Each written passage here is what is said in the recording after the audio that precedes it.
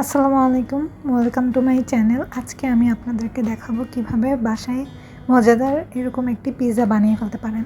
প্রথমেই আমরা 2 কাপ ময়দা নিব, সাথে 1.5 টেবিল চামচের মতো করে ইস্ট এবং কিছু পরিমাণ মতো লবণ, এখানে স্বাদ মতো চিনি দেওয়া হচ্ছে। এরপর ভালো করে মাখিয়ে নিন।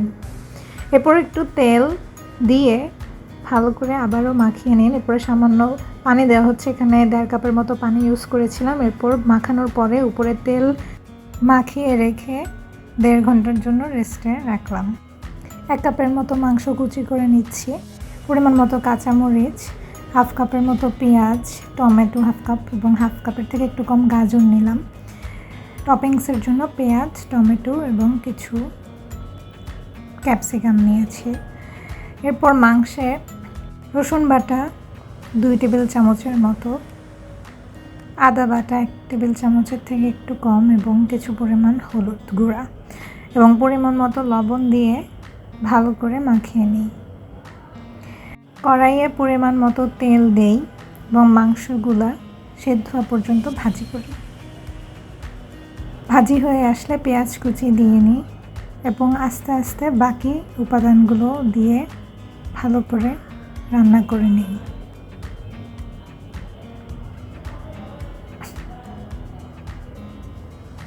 মাংসের মশলা 1/2 টেবিল চামচ,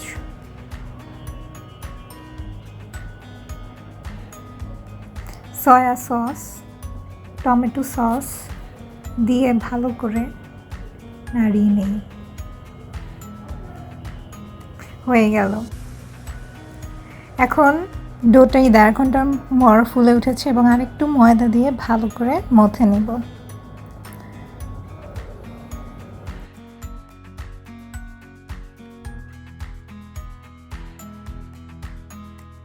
ডাইসের তেল মেখে নিচ্ছি, আপনারা এখানে ব্রাশ দিয়েও করতে পারেন, আমি হাত ইউজ করছি। এরপর ডোটাকে ভালো করে ডাইসের সমান করে বসিয়ে নিই।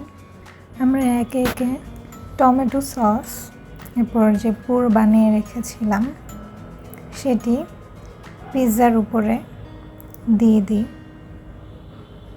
এরপর এই গ্রেট করে রাখা মোজারেলা চিজ পুরোটা পিৎজা জুড়ে দিই এবং ডেকোরেশনের জন্য টপিংস এখানে টমেটো, ক্যাপসিকাম এবং পেঁয়াজ ইউজ করা হয়েছিল এবং এখানে ডিমের কুসুমের অংশটি সাইডে ব্রাশ করা হচ্ছে। হয়ে গেল। আগে থেকে প্রিহিট করে রাখা ওভেনে 200 ডিগ্রি সেলসিয়াসে 20 মিনিটের জন্য এটা বেক করি। ব্যাস তৈরি হয়ে গেল ঝটপট মজাদার হোমমেড পিৎজা। আপনারা ঘরে বসে এখন সহজেই বানিয়ে নিতে পারেন এরকম একটি মজাদার পিৎজা। আল্লাহ হাফেজ, ভালো থাকবেন।